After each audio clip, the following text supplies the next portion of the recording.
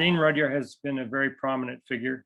I connected with his teachings in 1972, and I've been with him ever since. And he's, kind of considered to be one of the foremost astrologers of the 20th century, certainly. And he devoted 50 years of his life to reformulating astrology for the modern era. But along with his astrology comes a lot of philosophy. And I rely on him for my understanding of kind of the deep structure of life. He definitely had a mind that traveled far and wide, and he brought it all back, his insights, into some kind of form through his writing, his poetry, his paintings, a real Renaissance man. So this is one of the tidbits of his philosophy that has stayed with me for quite some time. I'm titling it A New Image of the Individual. And what he has to say is, what today is essential for any potentially creative person is to stimulate in oneself the courage to see oneself and to act in whatever way it might be as a myth maker, as one of the small groups of individuals who are co-creating the new image of the individual.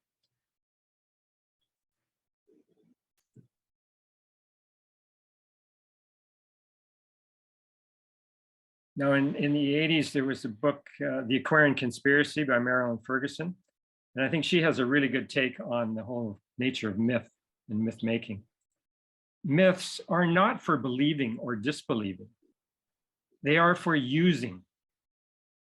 If a myth or metaphor works in revamping our deepest values, it is truer than the evening news or the textbook fact.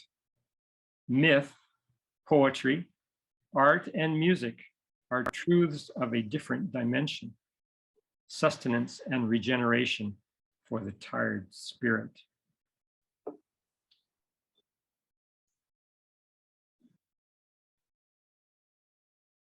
A mythic life is an imaginative life. This is Richard Rudd from his book, The Gene Keys. To view life at a mythical level is to see the great archetypes playing out in our lives, both our personal lives and the greater collective history of man. Through understanding your own past in this way, you can see that the storylines of all individuals play out variations of the same themes. At this level, we can recognize these same archetypal themes in every culture's rituals, fairy tales, legends, and myths. So it's really a universalization of consciousness here. The Mandala principle.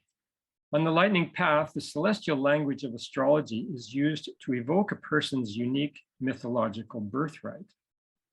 The universal principle of the center, otherwise known as the Mandala principle, is fundamental to this evocation. And this is a quote from Jose and Miriam Arguelles from their book Mandala, which came out in 1972. The center principle manifests itself through man in the same ways as it does through a flower or a star. In it, we may discover our cosmic commonality, our cosmic community.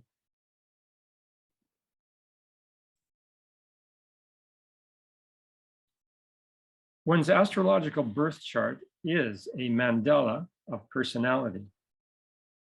All the contents of the mandala of personality acquire their meaning by being related to the center.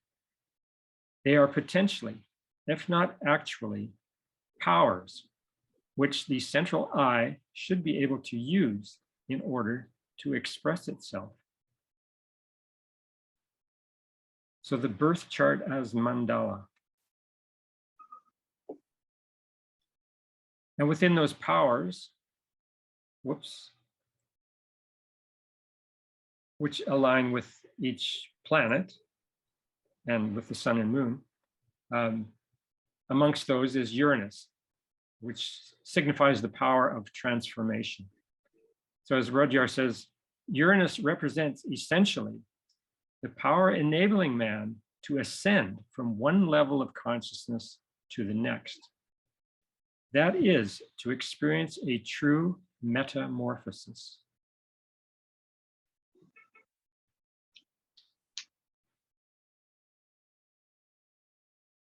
Now, the whole of the lightning path, as far as I'm concerned, kind of comes under the overarching archetype of Uranus, and that it is a transforming Uranian astromyth in its nascent stages of unfoldment.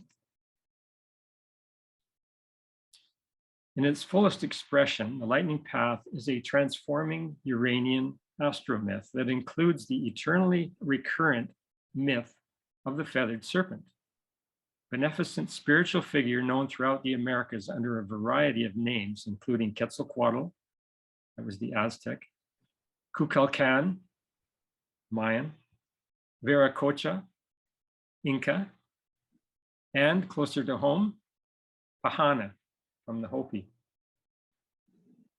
So a very transcendent archetype affecting all these different cultural streams. My first encounter with the myth of the feathered serpent came in 1972. And it had a lot to do with what Jose Arguelles and his wife brought forth in just an article, really, as part of a larger gathering of works. And it was titled Some Notes from the Organic Revolutionaries Handbook. So this is me as a young man encountering this mythic figure and being totally captivated by it through the evocation that this couple brought forth in this work. So I've got just a few snippets from it. Fundamentally, this declaration by the feathered serpent: I am Quetzalcoatl, I am the star serpent, I am the dream of man, soaring in eternal flight. I am thy soul, O brother, I am the love that guides the light. Well, in 72, I was definitely orienting and reorienting myself out of the status quo mentality of the time and into this more mythic orientation to life. And this just rang so clearly in my heart that there was something very real and valuable here. So a quote from the Organic Revolutionaries Handbook: "The time is ripe for a..." How old were you? How Pardon? old were you at? How old were you in? Oh, okay. I'm born in 49, so 23. Okay. 20 something. Yeah. 23. Thank you. Welcome.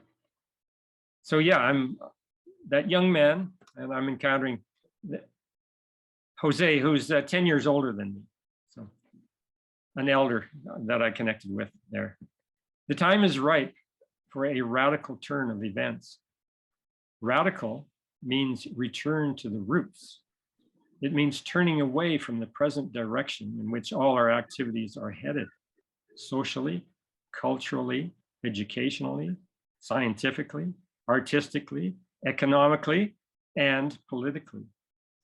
Such a radical turn cannot be effected without a plan, a strategy, an alternative worldview. Such an alternative worldview, to be at all successful, would have to be convincing in its logic and the demonstrations of its proof. Furthermore, it would have to be void of the motives of any single person or group.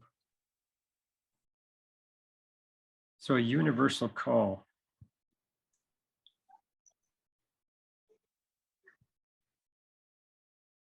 There are three levels of revolution. One, pure destruction, carried out by blind catabolic energies, unavoidable and inevitable.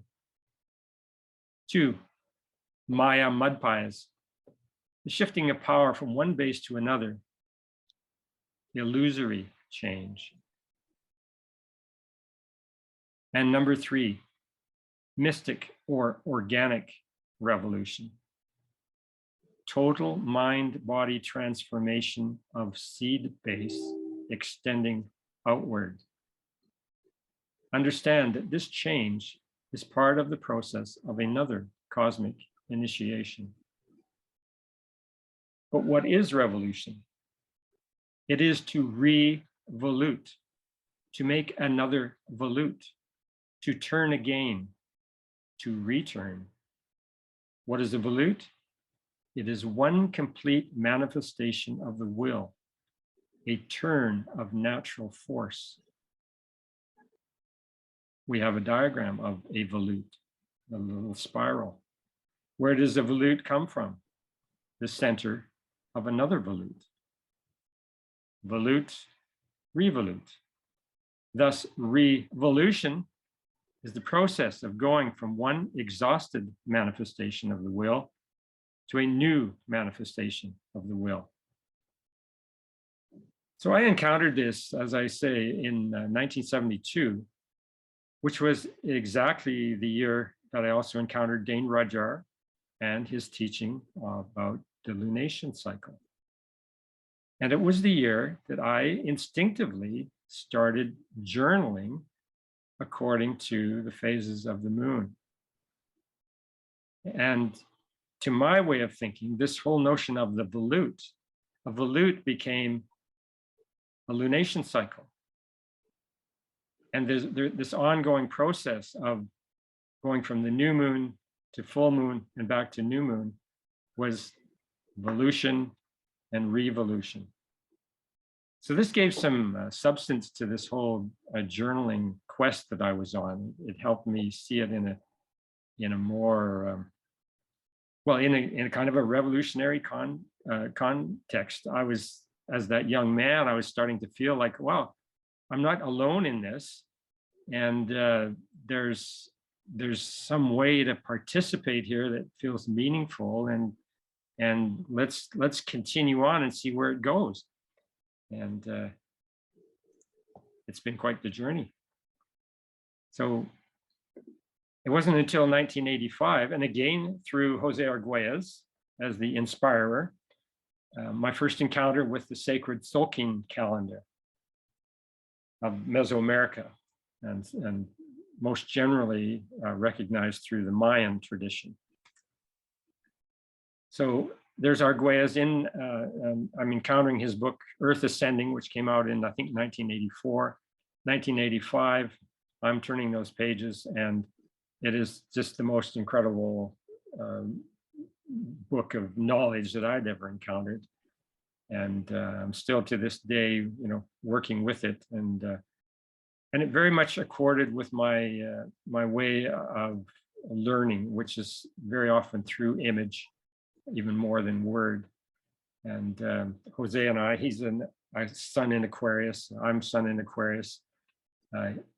We have an exact Mercury. His Mercury is exactly conjunct my Jupiter. So there's kind of these little bridges between our minds that has always proven inspiring to me. He's definitely been one of my major mentors. Was able to work with him, brought him up to Calgary for a weekend workshop, and so on. Now, he stresses the importance of living transmission when it comes to myth. And as he says, without the continuity of living transmission, spiritual traditions may seem arid and academic. It is only through a reading of symbols that a living quality may be properly transmitted. So wherever Jose went in his research and his writing, there was always symbology associated with it. And I think I really got on board with this whole notion of interpreting the symbols in a way that animated me. So in 1986, I had this powerful experience of entry into the sacred calendar matrix that Jose had revealed. And so that insight that I had was that every sector in this grid corresponded now to a lunation cycle. So this is the revolution unfolding through a map of consciousness, and the hieroglyphs of the sacred calendar come into play on a moon cycle by moon cycle basis. And I've been with that ever since March 3rd of 1986. And what do we do the day after March 3rd? We march forth. And there I did. And I continue on.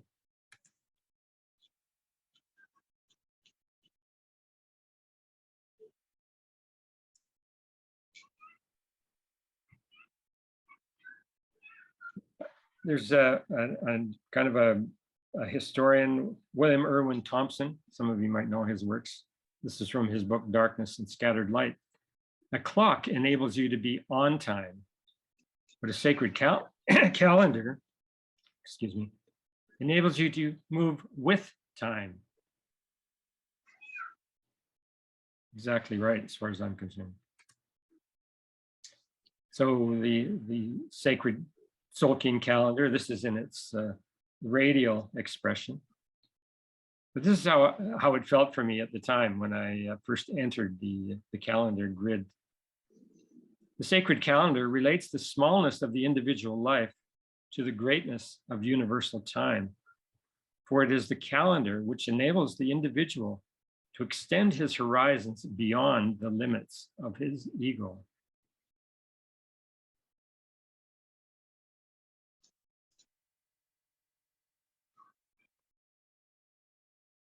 So that was my 1986 entry into the calendar grid. I had the lunation journal practice well established.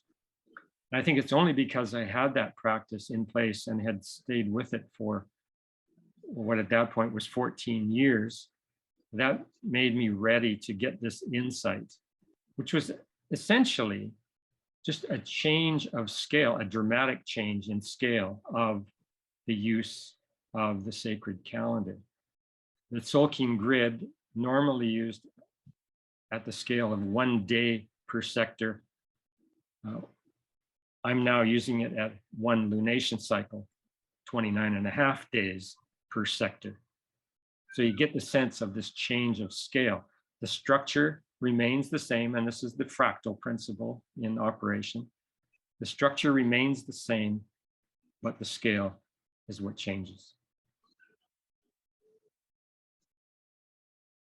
So in Mesoamerican civilization, there's these subgroups over the years.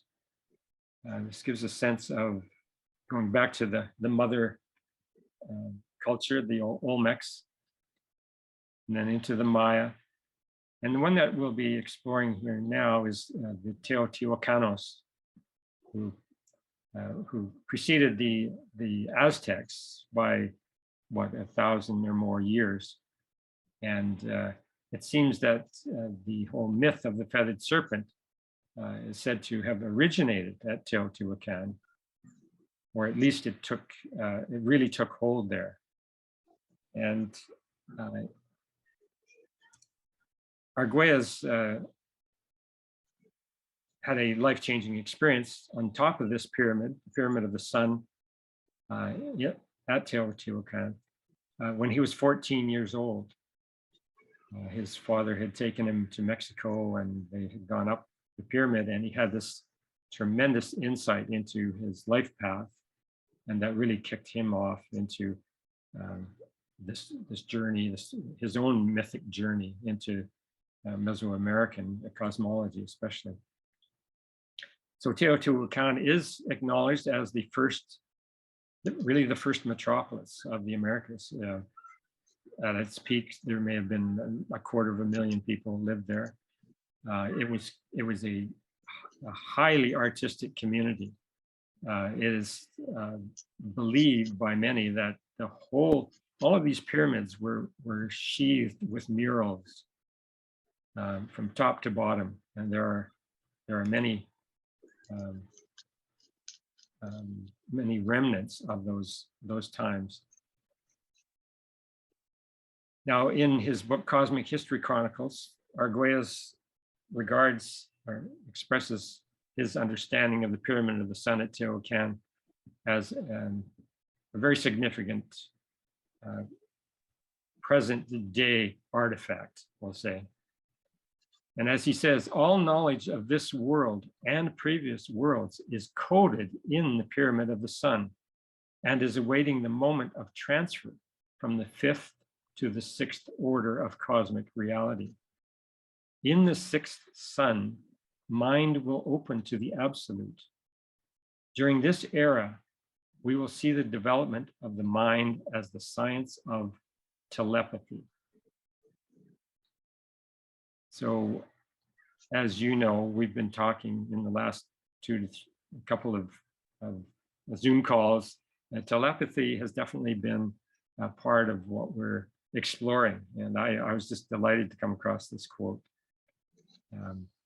Because I too have had a direct experience of this pyramid. In 1996, I did a solo journey to Teotihuacan, and this was my photograph of the Pyramid of the Sun as I entered the whole complex from the west and went directly to the top of the pyramid, accompanied by a dog. So kind of entertaining now this notion of telepathic empowerment. And Arguelles stresses the importance of symbols in this regard, that telepathy is enhanced, or maybe it's a fundamental requirement, that there be a symbolic reference point. Still all very new in my way of thinking, but certainly worth exploring. So in reading the symbols himself, Arguelles came to the understanding that there was a major turning point in the cosmology of Mesoamerica, that all the different traditions, and especially the Mayan, were pointing to an upcoming date at that time, which was December 21st, 2012, that this would be the completion date of a 5,125-year cycle. Well, the 25-year point before that, he had the insights and was motivated to initiate the harmonic convergence event, which occurred August 16th, 1987. And as he wrote later, there comes a point when things have to change. A vibration signal was sent out. Where the signal was coming from, whether it was coming from our genetic coding, whether it was coming from the earth, whether it was coming from outer space, or whether it was coming from all of those, this signal went out and people responded to a signal.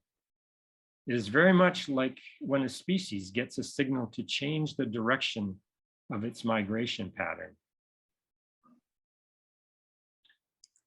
So harmonic convergence for me was a pretty big deal. I was fully engaged. I was networking the 87 event in 1985. My lifestyle had changed, certainly in 1986. I was on complete surrender to my role in my local community.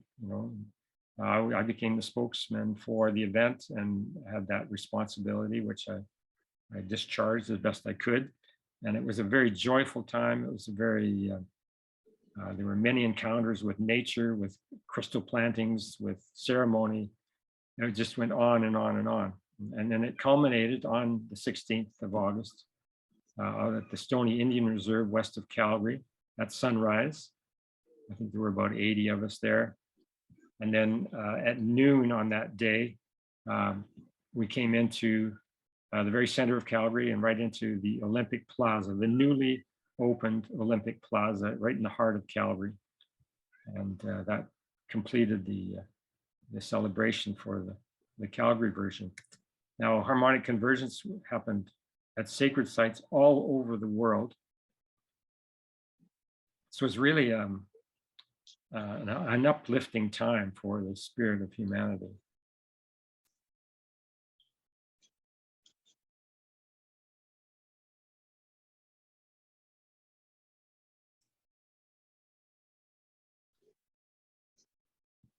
In Oaxaca, there is a tree called the El Chule tree, which I believe is a couple of thousand years old. And the ceremony there is spoken about in Richard Leviton's book, The Galaxy on Earth. As he says, according to the Zapotec Indians of southern Mexico, the great plumed serpent god Quetzalcoatl was slated to return to the Chule tree set in the courtyard of El Templo del Santa Maria, a small church about 6 miles from Oaxaca. From there, he would distribute seeds of his heart planet-wide. Quetzalcoatl, to the Zapotecs, the lord of the tree of life, had been away from his temple for 1,000 years. He had buried his heart under the massive Chule tree long ago. Now, with his imminent return, this buried heart would burst into billions of tiny sparks and scintillate around the planet. Everyone would get a spark. A harmonic convergence was merely the rallying call sent out around the world to get people ready.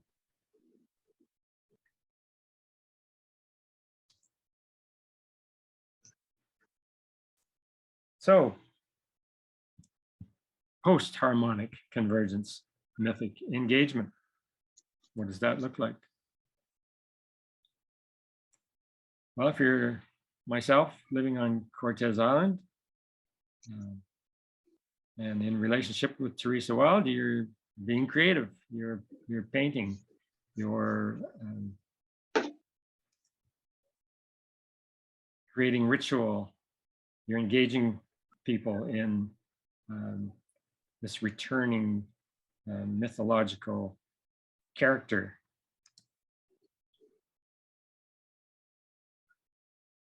This particular event went for a week.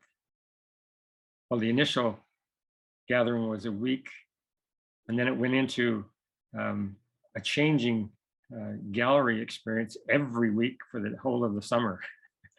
It was just an amazing flowering of creativity as a group on Cortez Island. Teresa and I engaged in a writing or a painting project that involved a whole lunar year of painting hieroglyphs, interpreting the hieroglyphs of the sacred calendar. That was there. This pretty much culminated in a performance and release of a DVD that featured our 13 paintings put to music. So that particular DVD has both. And I think we produced maybe 100 of them. And they're scattered far and wide. Now, this sort of rampant creativity is really what Teotihuacan was all about. And this fresco from Teotihuacan is one of my very favorites. I love the two hands and all the forms flowing from them. These are the hands of the artist and the artistic creativity that flows from them. And on the right is the character that Teresa and I put together, His Holiness Eek the Eighth. And so we also took it into the dramatic, the play acting and so on. So many different ways to essentially bring these hieroglyphs to life, read the symbols, get the inspiration, and then create the forms to express it. Now, Arguelles has something to say on that.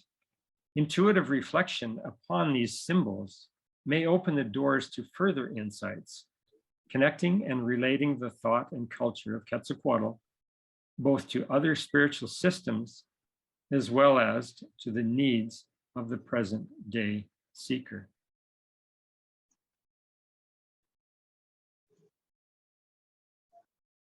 This would be the present day seeker, myself, encountering the trucker convoy that rolled through Canada back in December, and which really sparked a global response, certainly of the truckers worldwide, and the freedom lovers. And to my way of thinking, and that's the feeling that I got from that event, it was totally aligned. It was a peaceful event. It was manifesting the qualities that I associate with the feathered serpent, and so the artist in me shape-shifted some imagery to feed that movement at the time, as we rode from west to east, online, live streaming, and experiencing the incredible show of support for the truckers.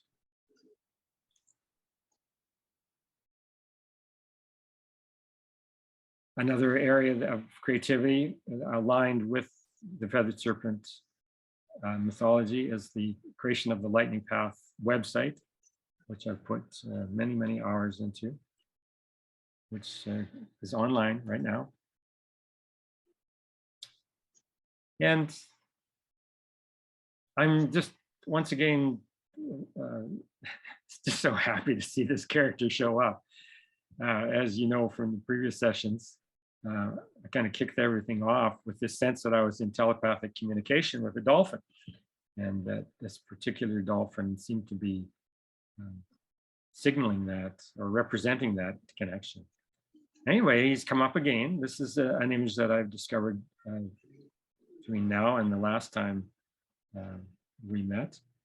And we have an 8-pointed star behind him.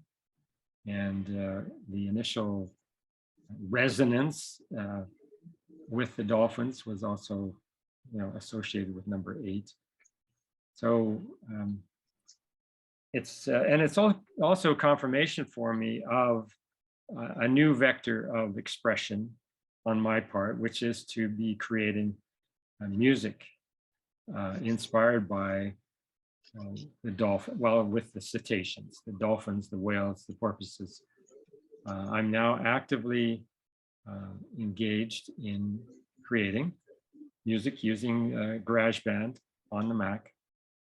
And it has been just so fulfilling. And so my intention is to actually create a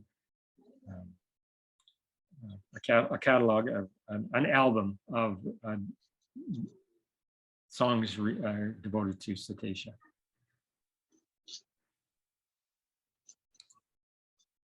So we're into the current lunation. Oh, and just to say, Barbara, your encouragement of me, which I received from you right at the last new moon, really helped kick me into this musical mode.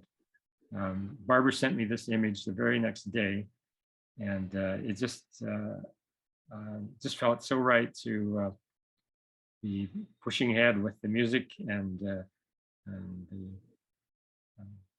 being nourished by that image itself.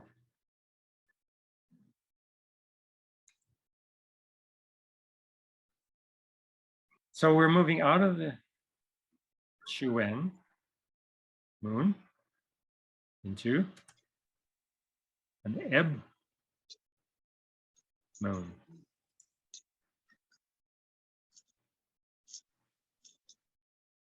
So in the map of consciousness,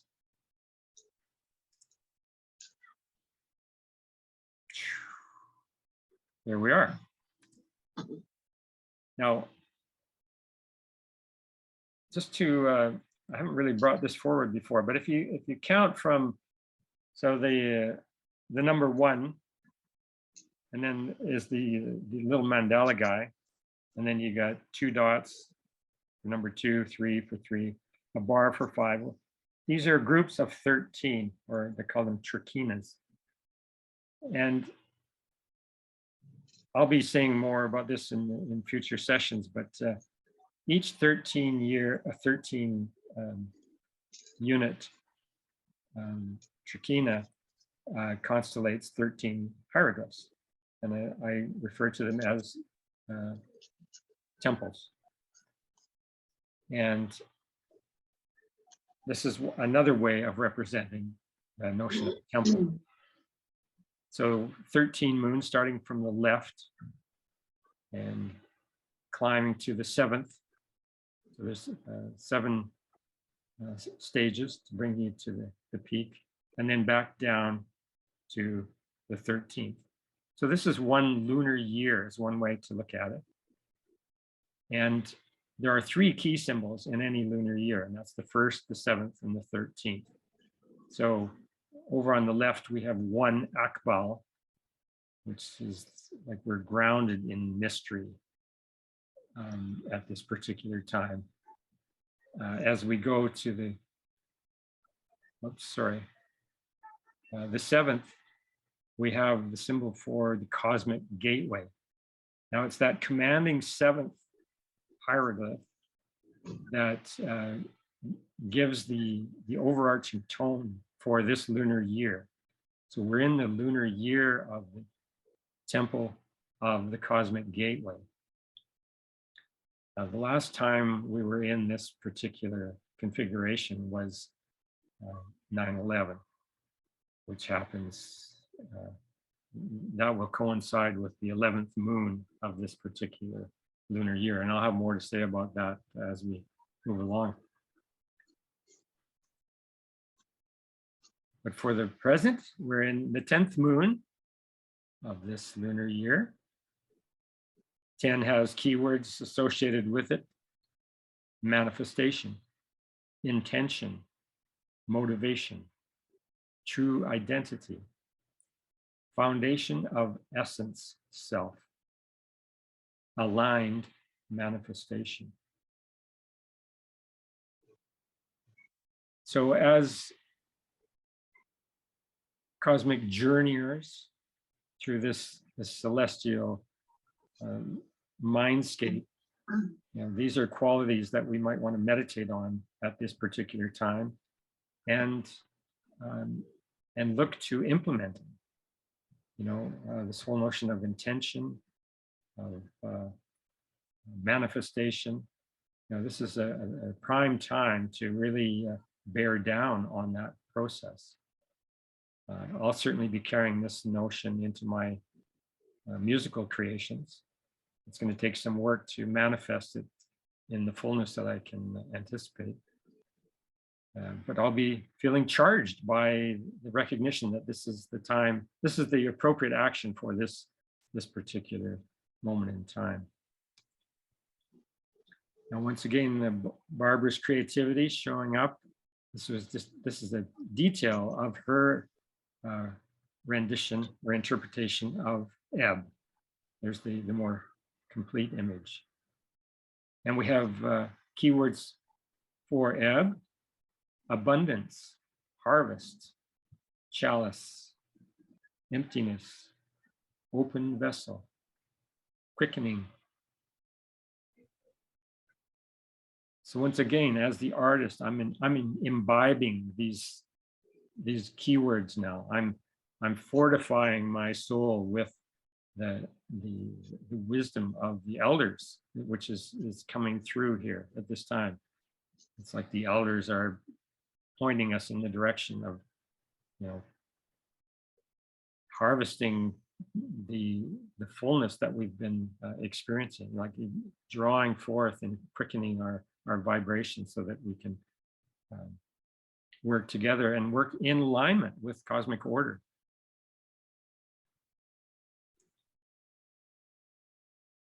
So to complete my presentation, I'm going to give the last word to Jose. It's a good one.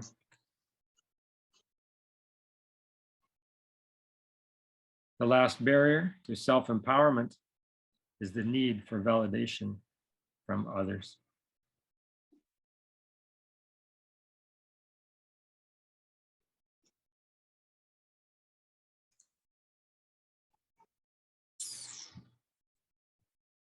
And I'm not sure how to stop share here.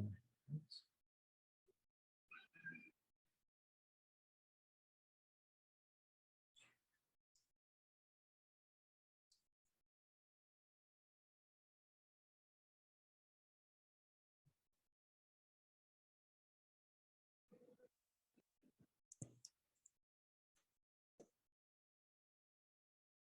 There we go, folks. Thank you. Wonderful. My pleasure. Thank you. Yeah, thank you, Dwayne. Enjoyed it. That's amazing, Dwayne. I mean, the way you put that together, I mean, to watch that, it's just so, well, the words just aren't there, but the presentation and how you do it and the whole thing, it's so easy to sort of follow. There's a flow to it. There's the information is just so poignant. It's just fulfilling. I mean, I guess I'm mostly speechless. Just awesome. Really, Dwayne, really impressive. Totally. Well, thank you. Thank you. Appreciate that. Yes, please. Yes, all above. Fantastic. Thank you very much. I think I just have a question of the last word when it says validation from others. So I am not sure about that. So tell me about that. I think of a moment in my own questing to be an expressive, artistic presence in the world. There was a place where I became aware of it. It was like a shroud of beliefs, of other people's beliefs, especially judgment, that kind of hung over me. And I hadn't been conscious of it until that particular moment. And once I realized that was there, I also realized I could just push through it. That I didn't have to consider other people's judgments. That, you know, there was a part of me that was authentic and true and had every right to be fully expressed. And just that moment of empowerment, and that has stayed with me for decades, really. But when it came across Jose's quote, I thought he nailed it right there. You know, it's just push on, be who you are. You know, judgment, all of that, it's not any consideration. So what you're saying is that there is no need, because I personally, a teacher as an artist, I have no need of validation of others. Right. Yeah. Yeah. And that's the artist's way. Be who you are. Yeah, but I also like that you appreciate my work, I must say. Oh. You did a good job on it. I love it. Oh, the good. way you did cut out the app, it's wonderful. I was like, really, oh my God. Well, because it was talking with you, I hadn't noticed the chalice, you know, until you. Oh, you didn't. Yeah, I was all listen. It is there. It's yeah, the brain. it's there. And since then, of course, I've taken much more. Made more. But you did a real nice cutout, and it looks so right now. I myself didn't understand that painting until now. Oh. And also, yeah. Wow. Yeah. Cool. Yeah. And the dolphins standing up. It's like they're in a dream state. You know, dolphins and whales, they sleep while being up. They are not like horizontal, they're Vertical.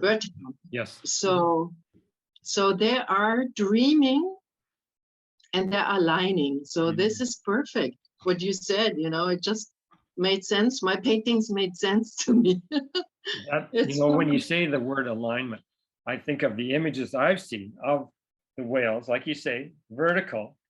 And I thought, yeah, they're just gently aligning with the cosmic force. You know, Yes, yes, yeah, and it's yeah. real. And And we they're can do the dancing same, around the grail. So they're aligning around to the energy of the grail. Yes. It's nice. I didn't know. Thank you I for did a little research on Grail. Can I just share that? what? I'll just share a little about what I came across in Oh, a dictionary of symbols on the Grail. yes, yes, Derived please. from the French graal and medieval Latin gradale, meaning in stages.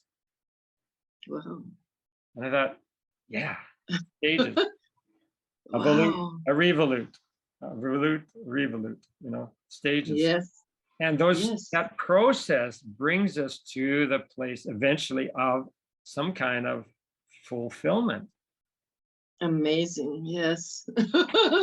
I get shivers because this is like these paintings are just channeled paintings. I didn't think about them, you know, I didn't create them I just did let them come through. Let them So now exactly it's, for me, it's revelation, really, right on. what we are doing right now with the paintings. So it's amazing. So on that note, what are you doing right very currently? Are you working on, do you have, I'm just lazy. I'm just you're it's so loud. hot. It's so hot. And I'm watching the Osman soap operas, you know, like Osmanic. I have to say I'm lazy. I'm trying to kick myself out, but I'm lazy. Yeah, Just hot and lazy here.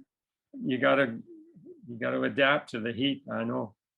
It is like you could just start thinking when it's getting cooler. So you guys go ahead, do some thinking. Well, I have have a to. basement I can jump to, right, which is nice and cool. So Good. yeah, Yeah. I That's feel really good. grateful. Yeah. But you know, this heat stroke and so on is really very real. We went to the beach yesterday, and we're just laying there and enjoying it. And then a friend pulled up on his little scooter, and so we're talking with him. And then this car pulls up, and the guy jumps out, and he's really frantic. He says, "Is there a hospital?" And we're like, "No, there's no hospital here. What's going on?" Well, his wife or his girlfriend is in the front seat, and she's flopped over. She is passed out. She's out with Wow. heat stroke. And we've got a Yeah. major problem on our hands. And Paul had his phone out, and he's getting 911, and Teresa and I are getting water for her, and she's in the car, and then we wrestle her out of the car and get her into some shade. Wow. And it's really looking severe. And this gal, her hair is absolutely red, like bleached red. And she's got tattoos up the yin yang, and she's got all the piercings, and like she's like fell from outer space, you know. Who the heck is this? Just landed in our lap. And fortunately, Teresa had a big enough container. She went down got cold water, and when she came and she threw it on her face, the girl's face, and she jumped back to life. And Wow. whoa, man, it was intense. That's first aid. First aid, and like, you know, Full of what do you water do? in your face. But no, it was incredible. And so she that was what kicked her back in, and then we got her down and right in the water, of course, and there. But it was so dramatic. You know, as soon as she came to life, she was concerned about her son, who was back in the truck, you know, sitting in the back seat, because they'd been traveling with no air conditioning or anything. So then he's at risk too. It's like, oh, okay, well, let's get them both down and get them in the water, you know. And so that's what we did. And so they spent quite a while in the water and cooled way down. And she declared, because Paul had managed to get a hold of the emergency, and she talked with him on the phone and said, no, I'm okay. You don't have to come with a helicopter all the way from Kamloops, you know. That's how close it was. Sounds like she had an awakening. She had an awakening. It reminds me of the time in a sweat lodge. Yeah. And the leader, Where were you? I was sitting behind him in the sweat lodge, and then he takes the ladle of cold water and throws it over his shoulder right into my face. It was definitely an awakening. Yes. Yeah. No. Wow. So it works. Yeah, so I've been checking out my lunation cycle with that the book, The Phases of the Moon. Oh, good. And I'd read it before and I used it for my painting, but then I never pursued it with the calculations. So Right. then I calculated from the natal chart and found out I'm in phase 8. And at That's the your same birth time- phase? Is that what you're saying? Your birth phase? Yeah, phase 8, yeah. Yep. And then same time in the sun chart, I realized that my moon and Sophia's sun were conjunct. Oh, wonderful. Yeah, so and it's in the house of relationship. Beautiful. Then I calculated Sophia's phase, and she's 14. And when we put the two together, because there's the opposite, it creates a cross, which is the symbol for relationship. So in looking at it, it feels like we've got it covered. That's great. That's great. But I noticed one thing in my phase when you talk about the rebel. In that phase, it's a bit adolescent, and I have that rebel energy, but it also says rebel and obey. It's like oscillating between the two. Right. And I found that when I was in the hospital and dealing with Western medicine and then Eastern medicine, Western medicine saved my life, but it also put me, so I obeyed as they had me under and did the stent. But then I rebelled when they were giving me all these poisons to keep things in their control, and went another direction with the Eastern medicine. So I'm really feeling this this rebel obey in that phase. Mm. So I just wanted to share that. And it's fascinating, that fine line in relationship between validation, as you're talking about, or appreciation, where Barbara's saying she appreciates that about the artwork. I mean, we like that when we're noticed, but it's a fine line between that and requiring the validation in the relationship. Mhm. You know, relationship itself is a crucible, isn't it? Mm-hmm.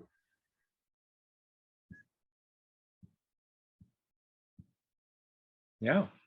Yeah, I think what comes to me talking about relationship and validation, that I feel, as you say, that you appreciated the art which came from Barbara, and now there is I feel not validation but support.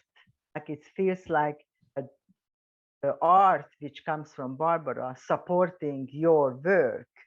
So I feel that there is 5 of us in this relationship, and I feel that there is no requirement or no need for validation, but it's a fun thing to share this Yeah. playtime and support each Yeah. other Yeah. with art or our input or just simply showing up. That's a support. So it is a really different dimension to a relationship and almost like a level of awareness of boundary of where is support versus smothering, you know, like that's a very fine line of like I experience it with Steve, like if ever he needs something or I need something, we ask each other, do you want me to help you or you just whining? Or so it is a very fine line of smothering or supporting. Yeah. Right on. Yeah. Thank you. Yeah. Good to point that out. Absolutely.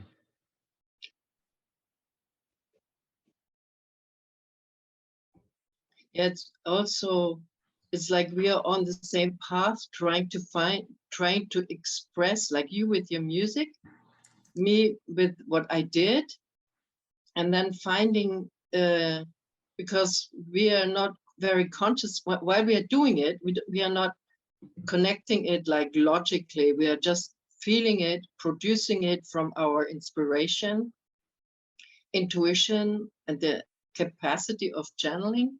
Yeah. So then it's nice to meet people who sort of say, wow, how beautiful, because they pick up on vibrations which you are sending out with your art. So I always love people when they like my art, because they are like family. It's like, even when they buy it, I feel, wow, something, it's so beautiful. I feel like a little dolphin, you know, like, oh, how sweet you are, that you like, you know, that you like the same vibrations, Right in on. a way. That's what comes with this connection with you guys on. It's nice that everybody likes to just share for the heck of it without asking anything. Yeah, and Dwayne, I wanted to comment on music, because I heard, I guess it was on a YouTube or whatever, your music with the wolves. Oh, right. I thought, oh my God, how beautiful is that? Is you know, be in the wild and actually hear the wolves that you were kind of, you know, being with, kind of thing. I was yeah, I really appreciated that. Oh, great. I'm glad to hear that. Yeah. Yeah.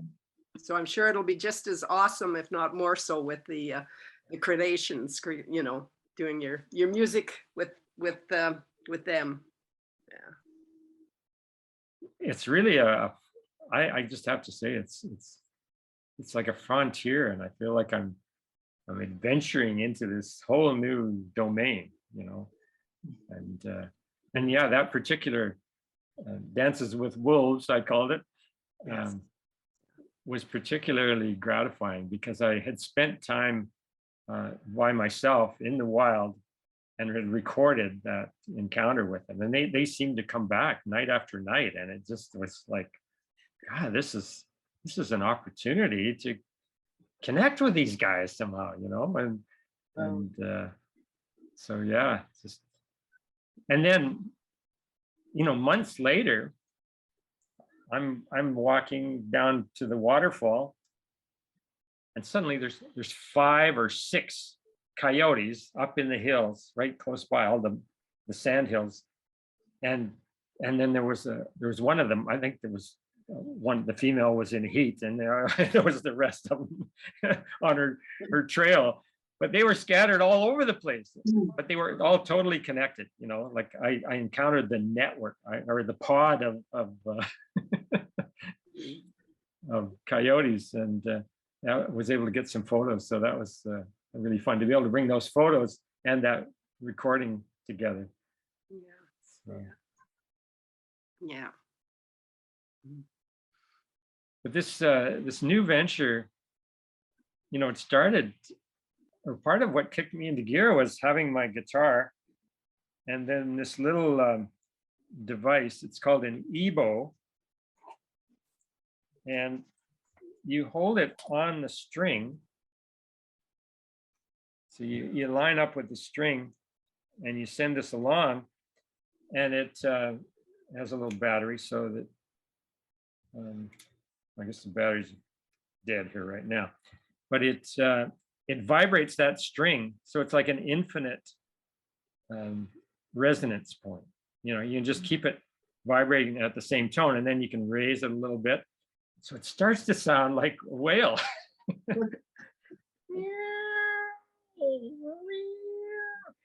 And I'll tell you, once I got onto that, it was like, okay, this, I'm moving ahead with this, you know.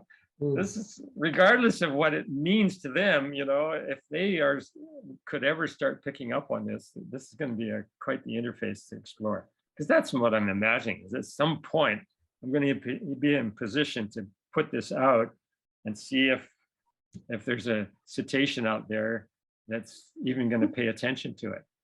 So that I might be coming over to see you guys, bring my music along. We'll go down to the ocean. You know, having said that, I initially imagined stations, small stations, self-supporting, floating in the ocean, that could act as an interface between cetaceans and human. So you could actually have a, you know, where you could actively record what they're putting out. And you could also be putting out a signal to them.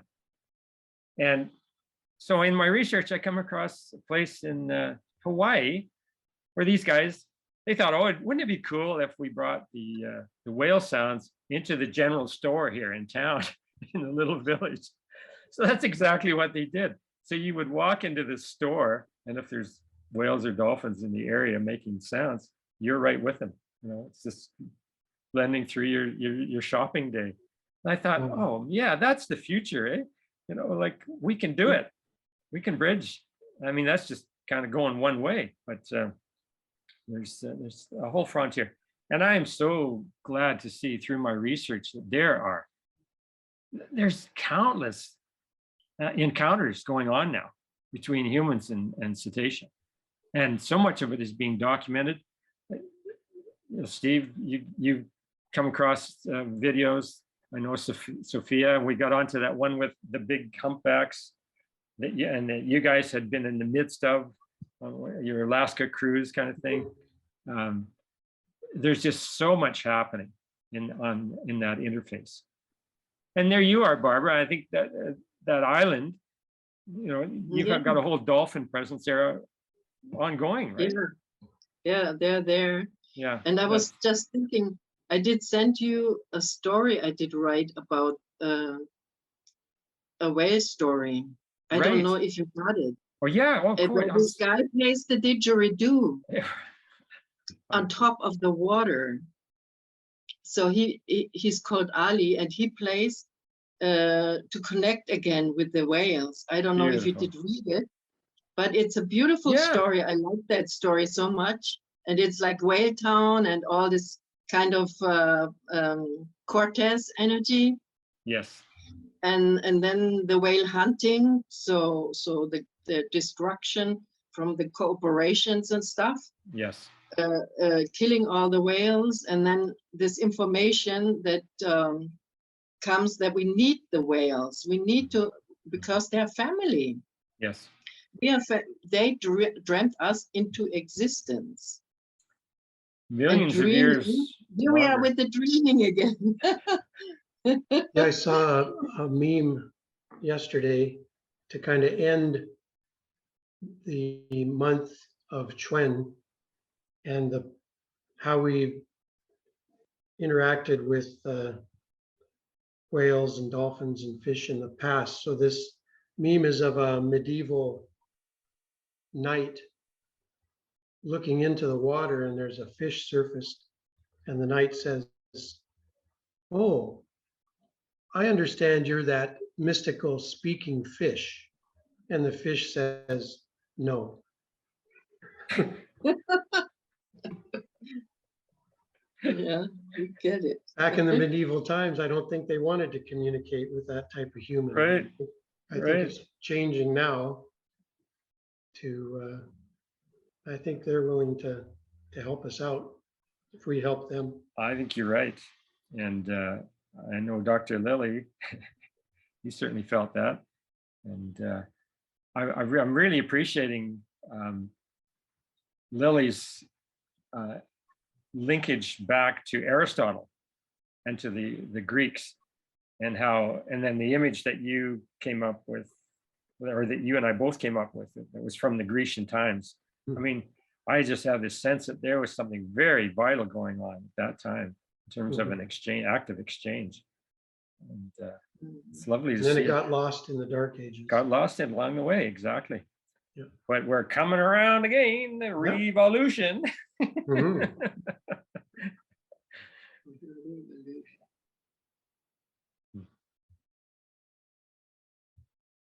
Hmm.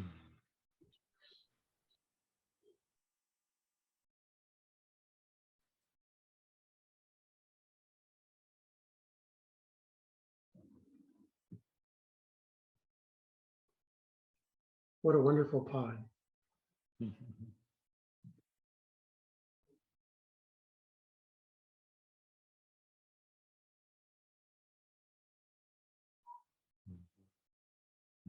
We're quiet today. Yeah, sometimes that's good. It's loud. Yeah, I do. I think of those vertical whales, and just a whole group of them, and they're all just so still and just soaking it up.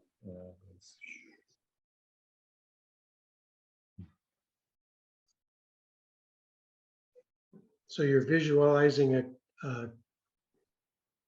like a pod or something that a person could be in, vertically next to them, hanging with them. You're the one doing that, and I'm picking up on it right now. That's cool. Actually, that totally resonates with another image, which is somebody's invented a like a container like that where you can sleep standing up. Right. This is your latest office, implement. Mhm. I like yours much better. Yeah. Yeah, Or- if we can imagine it, somebody's probably already working on it. Mhm. Yeah, they just lower them down next to their sleeping grounds or their resting grounds or whatever it is. And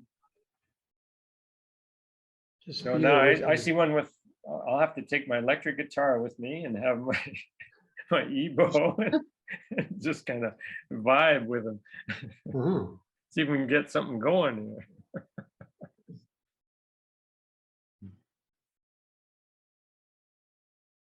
Yeah, that'd be quite an event. Mhm. Yeah, it's also very transformational. Mhm. So something gets transformed in a container like a dolphin, I think. I mean, that's how I get it. It's very like meditation. When you're in there, I mean, it's not the position to do like a yoga position, but I mean, the state of mind is probably more like meditation. Well, it's like your renditions of the human dolphin, being inside the body of the dolphin. I mean, that's so. Yeah, I mean, to sweet. even get into it, you have to Surrender. You have to fucking earn it. Yeah. You can. Not everybody can do that. Like it's not meant for anybody. You have to grade up for a position where you can dream around the grail or in ask something into existence. Especially when you're meditating, you're not particularly trying to imagine anything. So you sort of let go and just be, and then it's done. It's happening more like when you let go and not get involved like as a human being. Be more trusting in your condition or in your transformation. Like can you imagine how a butterfly feels when he gets out of the cocoon? It's like, what a process, no? Yes, yeah, To I want push to- out of that. yeah. I want to, Incredible. my sister, I didn't see on Shark Tank, you know, all these where my sister did, and she bought this. I guess what they showed one time was exactly, it was a sleep. I don't know what it's called, a sleep cocoon or something. I'll show you a picture here, but it's apparently like you get in and it's warm. And well, I don't know if it's warm, but it's really cozy and you're really in there. Now I'm going to hold this up on my phone. I don't know if you'll be able to see it or not, but this is her. Wow. Can you see that? Mhm. Yes. Wow. And it's just she got this is my sister-in-law who got into this thing, and it's just completely covered you Interesting. completely. Interesting. So talk about a cocoon. Yeah, no Yeah. kidding. And apparently it helps sleep. Apparently it's a wonderful experience. So Yes, that's how I get it too. that's exactly what we're talking about, eh? Yeah. The Yeah. cocoon before the butterfly. Like, Yeah. yeah. Or if one's waterproof. Waterproof? Yeah, well, then you could take it into the ocean. Oh, oh, I see. Right. Okay. Yeah. That'll be the next step, I guess. This Yeah. one you just sleep in That's the dry land. on Yeah. land, dry land. Yeah. I'm envisioning a village. You can have the meditation group with the whales, or you can have the people with their guitars on the other side communicating with them. Just a whole different village. So it's inclusive. Yeah, And it so will happen. I like that. I want to be part of that village. where is that? Where is that village? Wherever the whales are sleeping, or wherever they're vertical. And I think we'd have to work on getting their agreement on that. Yeah. Mm. Assume nothing. Not right, and not infringe. Yeah. Mm. Mm. And yeah, start small. Mm. Yeah. Dream space. Mhm, Everything can happen there. mhm. You know, you can visit, you can do it when you leave your body and go there while you're sleeping. We can all come together. One day I can see us all sitting somewhere in space doing that. What you're saying, Bruce, it would be fun. I can just Yeah. see that. But then we have to be really, you know, it's like this is going to be a divine intervention when we can do that, you know. You have to really, how do you say, not do it yourself, but just wanting it or wishing for it from your heart. And many Maybe we- times things like this happen then in a dream, you know. Yeah. So maybe we can meet there without the mechanics of the Yes, yes. suit. Just And just hang out exactly. there. Just hang out there with them and with each other. Yes, that's it. We should try Mhm. till the next new moon.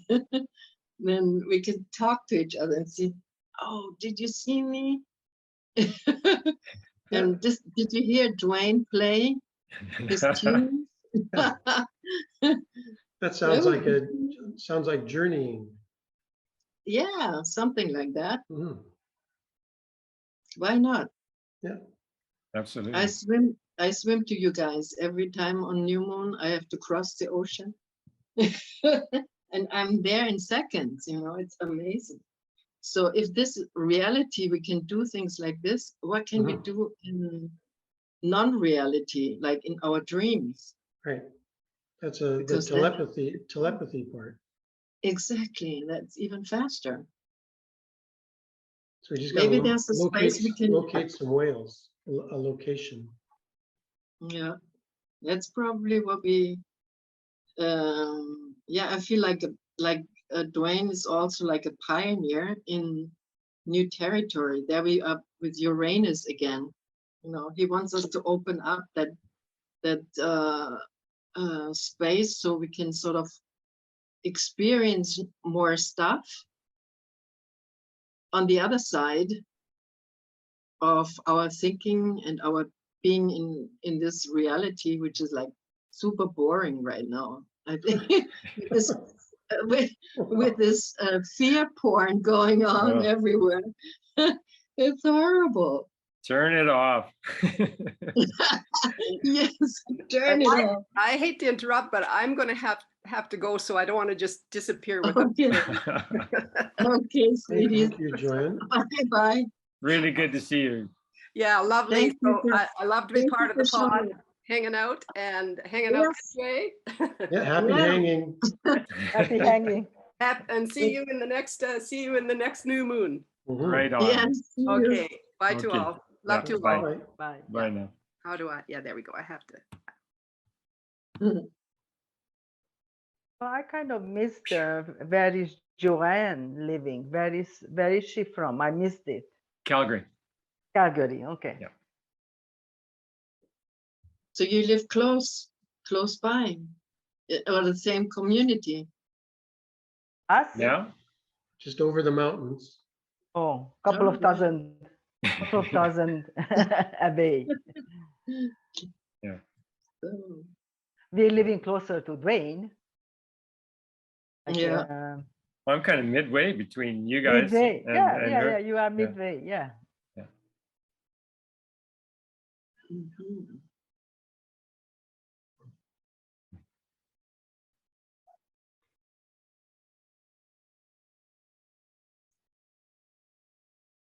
Yes, we have new moon in Leo. Yeah. But it's also this Uranus and Mars and South and North node Mhm. constellations, which are really pushing us. It's actually really like a birth process in a way. Yeah, so I have Leo. That's my midheaven Mhm. is in this Leo. And it's conjunct with Pluto, so it's I have my Mars. it likes to see things torn down and rebuilt. Yeah. Which to me is that's the sacred masculine. You can tear down without harming, but just changing, and then rebuild loving spaces.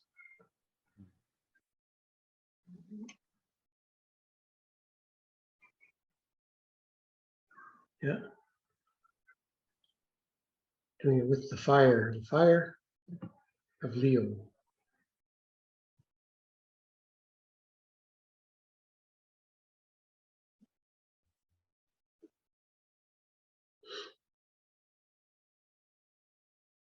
I appreciated in your presentation the 1987 trip up to the mountain. It is when you're showing the picture, I want to say, I am there. Mhm. It was fun. I was there. I Oh, don't know. good. I don't know. Like that was, as you say, there was about 30 or 40 of us. And when you show that picture, sometimes when I see it, I say to Steve, here I am, here I am. But of course, I don't see myself, but I know I was there. And it was very sweet because I had a good friend come from America with her brother. And, that was a big event. So I was very super excited and I invited them. And my friend who is a psychologist. She was kind of open to it, but Yeah. the brother was quite hesitant. You know, he says, "I am not sure what is this about. Early morning with an unknown group going Right. up to a peak, driving out of Calgary. I am not sure about that." And so we finally said to him that that's okay if you want to come with us, and if you don't feel comfortable, then you can sit in the car, you know, like we were driving out of Yeah. Calgary. And I said, I know I am walking up on the mountain because I trust Dwayne. I know him, and I am part of this spiritual community. And I said, it's quite okay if you just sit in the car. So when we arrived, and my friend, she said, yeah, I am going with you. I am trusting you. And then the brother kind of stood out of the car and looked around, and he said, I see they bring their children. I see children coming to these Oh, gatherings. yeah. So he said, ah, okay. I guess if they bring their children, it's quite safe. So I'm gonna go with you guys. So Oh, I that's thought so that was, great. yeah, I thought that was an interesting observation on his part, Yes. and Yes. an open mind, not saying no, I am not going, but I was kind of in a awe because I said, oh, uh, why is it would not be safe? You know, like I just felt that I was really almost blindly trusting you and trusting the group. You know, it never occurred in my mind that this is not safe. Right. But for him, it was really, really questioning that who are these people? Yeah. What are we doing with the drumming? You know. Yeah. So, but then it was a sweet statement. He said, "Oh, they are bringing their children, so I guess it's okay. I'm gonna Oh, go with you guys." I'm so glad to hear that. That's Hmm. wonderful. Yeah. Well, you know, Revolution- at the same time, if you had turned on the radio, you might have heard this guy. I don't know what his name was, but he had me pegged as the Antichrist. Oh yeah, Yeah, I can imagine. yeah, Yeah. it was out there, and he supposedly had a group with him, and they were going to track us down and stop us. Oh, We never saw them. oh, But that's what I was dealing with at the time, was like Wow. the awareness that this could happen at any moment, you know, that we have suddenly have a Some you kind know, of confrontation. confrontation, you know, what would that have been like? But, Mhm. thankfully that never came about. Sophia, were you a part of the long line of cars coming out of Calgary? yeah, yeah. You can And imagine then, what that was like for me at the front. And in my rear view mirror, all I could see are lights, you know, going way back into infinity. Oh, wow. And right behind me on my tail is Terry Willard. I don't know if you know Terry, but he's yeah, right Terry, there with me. yeah. What a great moment that Yeah. was. Just, That's like that movie, Pay It Forward. oh, I haven't seen that. They're in the lineup through the Las Vegas Valley. They're all coming to see Okay. Oh, this perfect. child that's paid it forward. Yeah, I can just see that long lineup it created. People were looking for it. Wow. Well, and I anticipated that there would be people already there before us. And I thought, oh, if we take this route instead of this route, they will see us across the lake coming in from the west. And that's exactly what we did. And you can imagine looking from the lodge out across the lake, and there's this long string of white lights, you know, coming like a snake through the woods. Yeah. And I talked to a guy that did experience it, and he said it was just incredible. You know, I'm so glad that somebody actually got the experience, because it was, I just got that flash. And just as I was about to turn this way, I was like, no, go this way. Mhm. It's so great to hear stories from back then. Yeah. That was So really when you incredible first time. started out with in 1972 and with Dane Rudyard, and I was saying to myself, how did you what was it about trusting this, or this knowing from this person who's bringing in this totally different information than what society is really telling us. But I think when I had that question as you're presenting, it answered itself when you said it's the collective and the cultural myths, that there's a similarity there. And that for me said, oh yeah, I guess, yeah, if I look at that myth can overlay into all the different cultures, then I can trust that. Because sometimes I have a little difficulty with trusting channeled information, or who's, Oh yeah, rightly so. what's it coming from, or the discernment type of thing. But so I was just curious what was it around trust? And like I said, it seemed like it answered itself. I don't know if you have any thoughts on that when you were younger. You know, the whole of my engagement with Rudyard, Arguelles, Buckminster Fuller, Marshall McLuhan, you know, these were kind of my teachers at the time. But preceding all of those was my connection with John Lilly and his whole work with the human biocomputer theory and this whole notion of beliefs and beliefs transcended. And so right from the get-go, I'm exploring what astrology has to say for me, with it in mind that these are all limiting beliefs, and I'll treat it as if true. You know, I'll put on the cloak and try it out for size, as if true. If it's not, I'll toss it. You know, but I'm always aware that it boils down to a choice. You know, do I accept or not? And yeah, I think his work with I finished not long ago his book Simulations of God, and he goes into all different areas of contemporary life and really, you know, kind of bears down on some of the core fundamental ideas, and how when you step back, these are all just simulations that we create. And there's no real need to be attached. You know, it's the ego that wants to attach to and say, well, this is the final, you know, got the final on it. I don't know, you know, I'm more, and I guess I have been from way back then, go with the flow, you know, and just be open to receiving so much of what Barbara lives by, you know, just be receptive, be open. And you know, the soul will shine through. At the same time, like right now, what I'm dealing with, I'm getting a much fuller sense of the myth of the feathered serpent. Quetzalcoatl, well, he has a twin brother. So we have Teotihuacan to deal with. So it's like the light and the dark.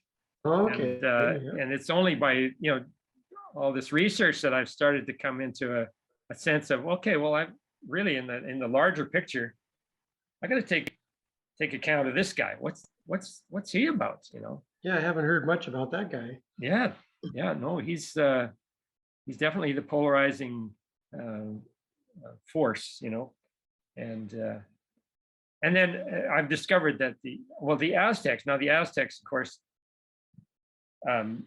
drew forth from all the teachings from previous times, and a portion of that was completely distorted. You know, they took the offering of the heart as a literal thing, and but within that society, there were still the keepers of the pristine core teachings, and they have a character called Omiototl, which is like the god of duality. So I'm kind of on his trail now too. So there's Teotihuacan and Omiototl, but I see a lot of similarity then over into the whole teachings around the I Ching and the yin yang duality. And so ultimately, I realized this week I'm a syncretist. This is syncretization, you know, it's pulling from different streams and weaving together a new fabric for the new time, you know.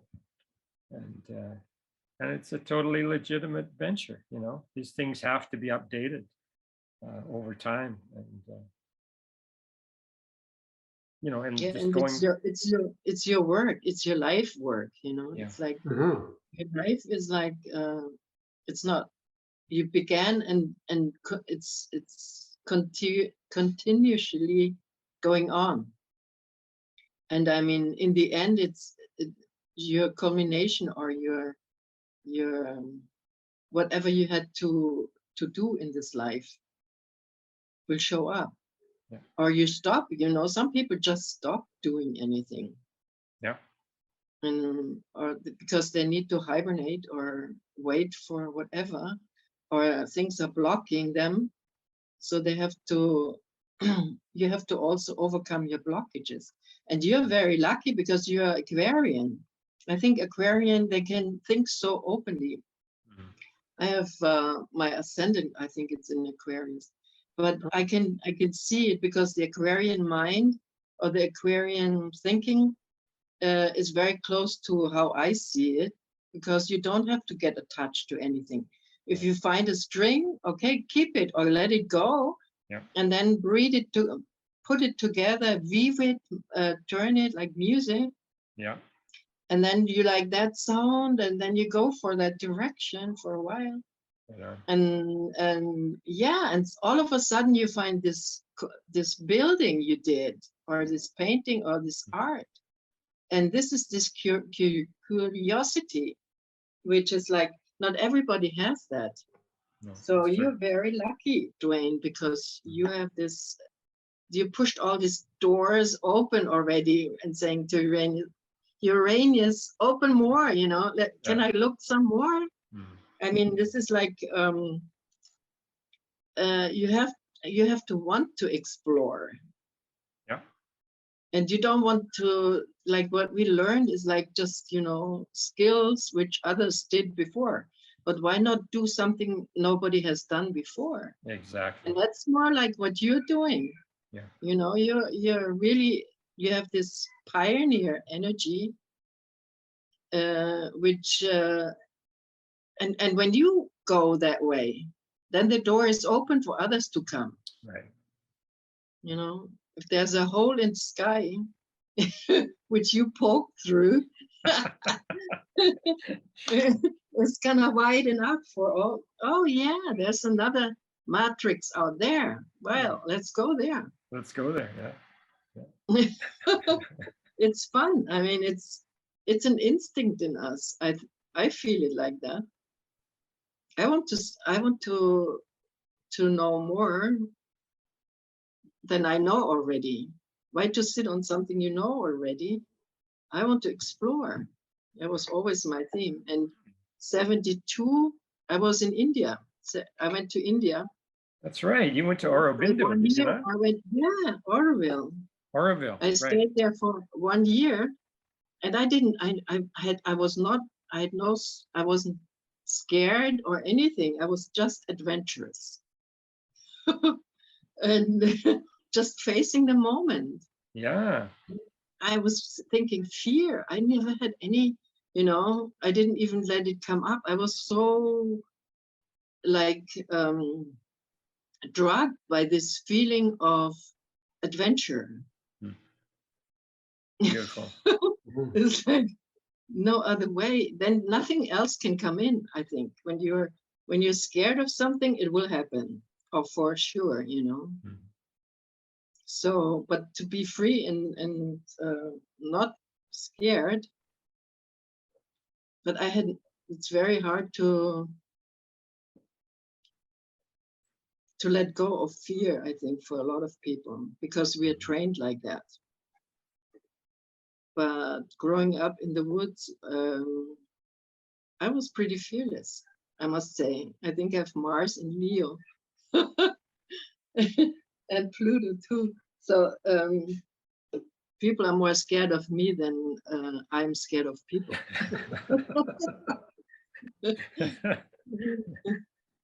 Yeah. Or you're just so scary. Yeah. Yeah, it's hidden. But when you get to the point, I would not admit, even if I would be scared, I would face the problem, you know. I wouldn't run away. I hate to be victimized. And that's what people have to get out. Yeah. So Yeah. how do you question, how do you motivate people to get out of fear? You know, I have no relation to that because I'm a tiger. I was born in a Chinese horoscope as a tiger. So talking about courage and going for it, but I totally relate to adventure, jump in. You know, is it safe? Oh, I don't know. Maybe, maybe not. You know, You don't so even have the question. no, but you know, through my coaching, adventure, I am really seeing, as you say, the fear of the unknown. Therefore, people are not capable or not willing. So that is always comes back to me, that how do I motivate people to forward regardless of the fear of the new territory? It's always comes up the question, do I motivate people to move through the fear? You have any Yeah, idea, Barbara? I would say, because I was teaching art and I like to teach art to kids, because especially when they go to school, they're destroyed artistically. So to connect with your inner child is very important. You have to sort of encourage the inner child. It's like when there's somebody who doesn't dare even to hold a pencil or something, you have to tell them how beautiful they are and how good they are, and even exaggerate so they overcome fear, because you give them energy in saying something positive. You know, it's like even when the painting or the drawing isn't that good, and don't evaluate it, just keep on talking to this inner child, because that's where the hurting is. We don't dare, if our inner child is sort of helpless or scared or into tears almost, you know. And I bet you have lots of people coming with these problems. I think painting is a really, really good, even anything, you know, just do some art and put something out and create something is the best medicine. For me, it's always has been medicine, painting. I hear you. I hear you, and I hear you, and I agree with you, because I have art classes, and I see the major breakthrough people, like as you're saying it. But I am finding that there are people who are not willing. So that's where I see that, regardless of the invitation to explore the inner child, and I love inner child work, and I totally agree with you that the inner child is fearless. There is no fear. Like if you go to the playground, we see the kids just jumping and rolling, and you know, so I totally understand that some people have that inner child so buried or so scared that I don't know. Mine isn't to that degree, but when I hear you both talking, I hear my face, and it's courage or cowardice. And what causes the cowardice, and I think it's through society, is that fear of failure. That we've been presented that we're going to fail, and then we're either reprimanded. It's the programming, we're programmed that way. So I think that's where a lot of people in this society that surrounds us are dealing with that. So it's, I agree with when they find their inner child again and start to play with the paints instead of having to create some masterpiece without even knowing what they're doing. And you don't even have to show your stuff. If the people also like people are, oh no, it's not so good and I'm not showing, let them just, let them, it's more important that they did something. It doesn't, we just value everything. Oh, this is good and this is not good. It doesn't matter. It just came out of you. And sometimes when I saw my paintings after a period of suffering, where painting was my only joy, it was just my holding on or my transformation process. And later I look at my painting and say, how could I be in that space where I had so much fun to do little flowers of life, just thousands of them, and spending 4 hours just doing that, it's like, how crazy am I, what a crazy person to have. And then I have to take my distance, say, it's done, I did it, and it's there. It's there for everybody to look at it, and some having fun with it, some are tuned into, or something speaks to them with the colors or with the flowers even, It doesn't matter if it's the dolphin or the mandala, that something is a language. It's like something corresponds with this other being. And I don't know. I did it for myself in that time. But I think with like you're doing this with my art now, I'm saying, wow, super, right? And I recently had this idea of doing the mandalas again, like on Illustrator, and just get the mandalas out and play around with my own art. It sounds pervert, but it's like, it's just another stage in the creative process. Yeah, it's not the system is not my problem. It's you are your own boss, and you can do whatever you want to. Yeah. But not everybody has this message or gets it, because they have to go through other fears or some people don't know they can be the boss. Yeah, they go through different developments. And this is like one dolphin who, and on my painting, he helps to get into another dolphin. Dwayne, this where I thought it's you in there. It's also this helping, just holding your hands in to sort of secure somebody else to slip into something new, experience something new. Yeah. This holding space with your hands. Holding space, just or a position, a yoga position where you sort of help this other person slide into a new state of being. Yeah. Beautiful. It's like, this is what we are supposed to do as human beings, I guess. We forgot about it. So maybe we learned. Sounds like gentle hands. Yeah, it's like you open up to somebody. You're sort of accept also, like you also have to trust this other person, that that you're not falling, that trust we were talking about before. It's like this other person is not going to let you down or do something weird or kill you, because this is also the fear of getting killed, Yeah. When you do something wrong or done something different, like everybody's doing. the same thing because they're scared.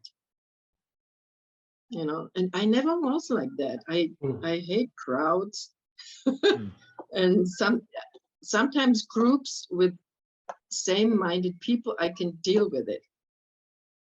But normal city groups or something, or undergrounds and all this kind of things, I'm not very trusty. I actually don't trust a lot. Right. Yeah, I hear It's you. very little. I trust very little people. And mainly little people like the kids. Yeah, so I hope Sophie gets a lot of kids to paint with, because they appreciate it with an open heart. And if you sort of plant this little seed of confidence, then it never can be destroyed. Good one. Yeah. Thank I you. think I Yeah. went, Yeah. yeah. Yeah, I got a lot of insight. Yeah, thank you. Yeah. Yes, and when I went to the Academy of Art, I must say I didn't learn how to paint. I learned how to trust in my own art, and not get when somebody criticizes your stuff, that you sort of throw everything in the corner and say, I'm not gonna paint, or I'm not good at it. So you have to be always feeding that part in you, which sort of gives you confidence. You know, it's always the wolf in you, whom you feed, is gonna be successful. Yeah, don't run away. Yeah. To Yes. be confident. Yeah, thank you. I think I need to go. Yeah, I think so. Yeah. We're right at the Thank 2-hour mark. Perfect time. Yeah, Thank you. there. Yeah, Okay, thank you. Enjoy the Thank you Leo. for being here. Leo, Yeah. Leo is gonna be a hot one. Yeah. So keep cool. Yes. Cool. Yeah. Have a nice time. Thank Okay, you. Bye-bye. guys. Love Thank you. you. Bye-bye. Wonderful. Love See you you guys. next Yeah. one. Yeah. Bye. Bye-bye. Bye-bye.